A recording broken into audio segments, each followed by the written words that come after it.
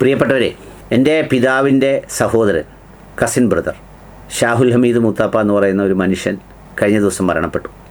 എന്തിനാണ് ഇത് പറയുന്നത് എന്ന് ചോദിച്ചാൽ, ഈ സാമൂഹ്യ മാധ്യമത്തിൽ ഒത്തിരി ആളുകൾ അദ്ദേഹത്തെ കണ്ടിട്ടൊന്നും ഉണ്ടാവില്ല. ഒന്ന്, അദ്ദേഹത്തിന് വേണ്ടി പ്രാർത്ഥിക്കാൻ.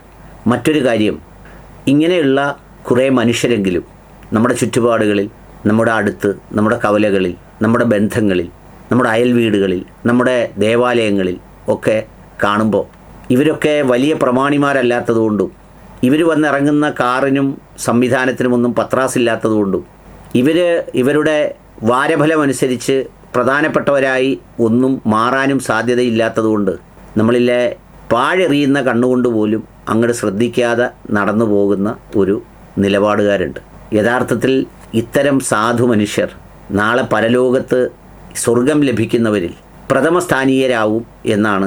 അത് തീരുമാനിക്കാൻ ഞാൻ ആളല്ലെങ്കിലും അതിൻ്റെ ഒരുപാട് പാരാമീറ്റേഴ്സ് വെച്ച് നോക്കുമ്പോൾ എനിക്ക് തോന്നുന്നത്. ഇവർ ജാലക്കാരോ മാന്ത്രിക വിദ്യക്കാരോ പേരിനോടൊപ്പം ഷെയ്ഖോ തങ്ങളോ അല്ലെങ്കിൽ വേറെന്തെങ്കിലും തരത്തിലുള്ള സംഗതികളോ ഒന്നും ഉള്ള ആളുകളല്ല. സാധാരണ ഒരു പേരുമായിട്ടാണ് ഇവർ ജീവിക്കുന്നത്.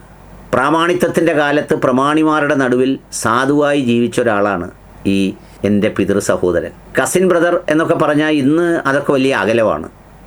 അകലമല്ലാതിരിക്കണമെങ്കിൽ തുല്യമായിട്ടുള്ള സാമ്പത്തിക സ്ഥിതിയോ അല്ലെങ്കിൽ അതുപോലെയുള്ള ചുറ്റുപാടോ ആശ്പോഷമോ ഒക്കെ വേണം. പക്ഷെ പഴയ കാലത്തിൻ്റെ ഒരു പ്രത്യേകത, ജ്യേഷ്ഠനനിയം മക്കൾ, ജ്യേഷ്ഠത്തി അനിയത്തി മക്കളെന്നൊക്കെ പറയുന്നത്, അല്ലെങ്കിൽ ഒരമ്മയുടെയും രണ്ടച്ഛൻ്റെയും അല്ലെങ്കിൽ രണ്ടമ്മയുടെയും ഒരച്ഛൻ്റെയും മക്കളെന്നൊക്കെ പറയുന്നത്, അവരൊന്നും അതിൻ്റെ വ്യത്യാസങ്ങളോ ഇടപെടലുകളിലോ ഒന്നും കാണിച്ചിട്ടുണ്ടായിരുന്നില്ല. അന്നെടുത്ത് ചാമ്പാൻ ഫോണൊന്നും ഇല്ലാതിരുന്നത് കൊണ്ട് കൃത്യമായി അങ്ങോട്ടും ഇങ്ങോട്ടും സന്ദർശിച്ചാണ് അവരൊക്കെ ജീവിതവും ബന്ധങ്ങളും ഒക്കെ നിലനിർത്തി പോരുന്നത്. അവർ ജന്മദിനത്തിന് കേക്കൊന്നും മുറിച്ചിട്ടില്ല, പോസ്റ്റ് ഇട്ടിട്ടില്ല.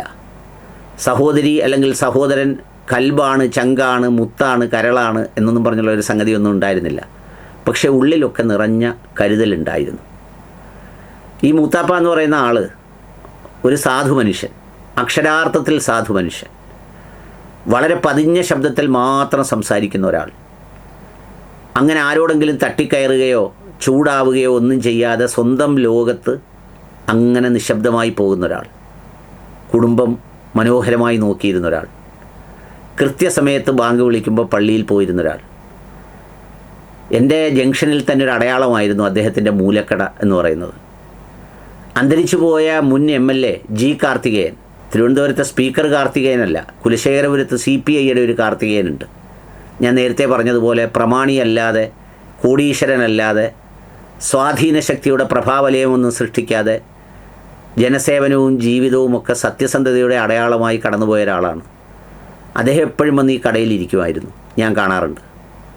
പിന്നെ വലിയ പ്രമാണിമാർ പലരും അവിടെ വന്നിരിക്കും. മുത്താപ്പ പണ്ട് വീടി തീർക്കുമായിരുന്നു. അത് പലരും വന്നിരുന്ന് തീർത്ത് വാങ്ങിച്ചുകൊണ്ട് പോയിട്ടാണ് കൊണ്ടുപോകുന്നത്. പിന്നെ വേറൊരു കടയിലും കിട്ടാത്ത കൊച്ചു കൊച്ചു കൊച്ചു സാധനങ്ങൾ, നാരങ്ങാ വെള്ളം, ഇത്തരം സാധനങ്ങളൊക്കെ അവിടെ നിരത്തി വെച്ചിരുന്നു.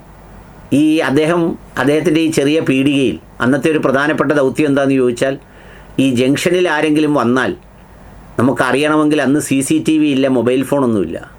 അപ്പം നമ്മൾ ഈ മൂത്താപ്പ അടുത്ത് വാപ്പ പോയോ, വേറെ ആരെങ്കിലും വന്നോ പോയോ എന്നൊക്കെ ചോദിച്ചാൽ പടിഞ്ഞാട്ട് പോയോ കണ്ടല്ലോ എന്ന് പറയും. എന്ന് പറഞ്ഞാൽ അദ്ദേഹം കടയുമായിട്ട് അവിടെ ഇരിപ്പുണ്ട്. 3 തലമുറയാണ് ആ കടയിലൂടെ കടന്നു പോയത്, 3-4 തലമുറ. പുതിയ തലമുറയിൽപ്പെട്ടവരോടും മൂത്താപ്പ അതുപോലെ തന്നെയാണ് സമീപിച്ചതും സംസാരിച്ചതും എല്ലാം. വളരെ ശാന്തപ്രകൃതി. ഇവിടെ ഒരു ഗുണപാഠം കൂടിയുണ്ട്.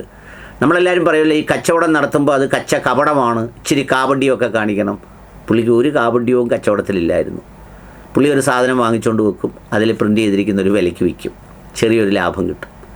ഇത് വാങ്ങാനൊക്കെ പോകുന്ന ഹോൾസെയിൽ കടയിൽ പുള്ളി അകത്ത് കയറി കഴിഞ്ഞാൽ ആ കടയിലെ ആളങ്ങ് മാറിക്കൊടുക്കും. കാരണം സംഗതി ചിലപ്പോൾ 2000 രൂപയുടെ സാധനമേ ഉള്ളെങ്കിലും എടുക്കാനായിട്ട് 6 മണിക്കൂർ എടുക്കും. ഒരു സോപ്പ് എടുത്താൽ ആ സോപ്പിൻ്റെ കവറ് സഹിതം എന്തെങ്കിലും ചെറിയ പാട് വീണിട്ടുണ്ടെങ്കിൽ അതെടുക്കില്ല. അത്ര ഭംഗിയായി കെട്ടി ഒരു സൈക്കിളിൽ തണൽ പറ്റി ഇങ്ങനെ സൈക്കിളെ വന്ന് കട തുറന്ന് അതെല്ലാം എടുത്തു വെച്ച് വീട്ടിൽ പോയി വന്ന് ആഹാരം കഴിച്ച് നിസ്കരിച്ച് അദ്ദേഹത്തിനെ കാണുന്നത് തന്നെ ഒരു ശാന്തതയായിരുന്നു. ഇന്ന് നമ്മുടെ സമൂഹത്തിൽ ശാന്തമായിരിക്കുന്നവരെ കാണാനില്ല. നിങ്ങൾ ശ്രദ്ധിച്ചിട്ടുണ്ടോ എന്ന് അറിഞ്ഞു. എല്ലാവരും അങ്ങ് അസ്വസ്ഥരാണ്. എന്തിനാണ് അസ്വസ്ഥതയെന്ന് ചോദിച്ചാൽ ഒന്നിനുമല്ല, അങ്ങ് ആകെ അസ്വസ്ഥതയാണ്. അപ്പോൾ അങ്ങനെയുള്ളൊരു മനുഷ്യനാണ്. മകളെ വിവാഹം കഴിച്ചയച്ചു. സൂര്യാശംസ എന്ന് പറയുന്ന അദ്ദേഹമാണ് അളിയൻ. ഞാനിത് പറഞ്ഞത് നേരത്തെ ഞാൻ പറഞ്ഞതുപോലെ ഈ പറഞ്ഞ എന്തിനെന്ന് ചോദിച്ചാൽ, ഇങ്ങനെ ചില മനുഷ്യരുണ്ട് നമ്മുടെ കുടുംബങ്ങളിൽ. ഞാൻ ഈ മൂത്താപ്പയുമായി നല്ല സ്നേഹമുണ്ടായിരുന്നു, ബന്ധമുണ്ടായിരുന്നു, കാണാറുണ്ടായിരുന്നു, സംസാരിക്കാറുണ്ടായിരുന്നു, പോകാറുണ്ടായിരുന്നു, അങ്ങനെയൊക്കെയുള്ള ബന്ധങ്ങളുണ്ടായിരുന്നു. അപ്പം ഞാൻ ഓർക്കാറുണ്ട്, ഇങ്ങനെയൊക്കെയുള്ള ആളുകളുമായി നമ്മൾ ബന്ധം നിലനിർത്തണമെങ്കിൽ നമുക്ക് ചില കാഴ്ചകളും കാഴ്ചപ്പാടുകളും ഉണ്ടാവണം. വെറുതെ കണ്ണുകൊണ്ട് കാണുന്ന നിറമുള്ള കാഴ്ചകൾക്കപ്പുറത്ത് ഹൃദയത്തിൽ നിന്ന് ഹൃദയത്തിലേക്ക് നോക്കുന്ന ഒരു കാഴ്ചയുടെ പ്രതലമുണ്ട് ഇതിൽ. അങ്ങനെയുള്ള മനുഷ്യരെ കൂടി നമ്മുടെ ജീവിതത്തിൽ ചേർത്ത് പിടിക്കണം. നമ്മുടെയൊക്കെ ഓർമ്മയിൽ ഉണ്ടാവുമല്ലോ, നിങ്ങളുടെയൊക്കെ ഓർമ്മയിൽ എത്രയോ പേരുണ്ടാവും നമ്മുടെ കവലകളിൽ ചായക്കച്ചവടം നടത്തിയ, ചെറിയ ചെറിയ പീടികകൾ നടത്തിയ, ചെറിയ ചെറിയ കച്ചവടം ചെയ്ത് ചീനിക്കച്ചവടമൊക്കെ ചെയ്ത് അങ്ങ് മരിച്ചുപോയ മനുഷ്യൻ. പ്രമാണിമാരായ ആളുകളെയും അതുപോലൊക്കെ തന്നെ അങ്ങ് പോയത്. 4 തലമുറ കഴിയുമ്പോൾ മറ്റവരെ അറിയത്തില്ല, ഇവരെ അറിയത്തില്ല. പക്ഷേ അവിടുത്തെ റെക്കോർഡ് പരിശോധിക്കുമ്പോൾ these people will be more safer. അങ്ങനെയായിരിക്കും. ചെറിയ കണക്ക് പുസ്തകമേ ഉണ്ടാവുള്ളൂ. വസ്തു കച്ചവടക്കാരായിരുന്നില്ല, ആരെയും വെല്ലുവിളിച്ചില്ല, വെട്ടിപ്പിടിച്ചില്ല, കള്ളം പറഞ്ഞില്ല, കറക്കി കുത്തിയില്ല. അങ്ങനെ പുറത്തു കൊടുക്കട്ടെ അത്തരം മനുഷ്യർക്ക് എല്ലാവർക്കും. ഇനിയും അങ്ങനെ ജീവിക്കുന്ന മനുഷ്യർക്കും ഈ പറഞ്ഞതുപോലെ പടച്ചതമ്പുരാൻ നന്മ ചെയ്യട്ടെ. ലോകത്തെവിടെ ജീവിക്കുന്ന മനുഷ്യർക്കും, ഏത് മതത്തിൽ ജീവിക്കുന്ന മനുഷ്യർക്കും.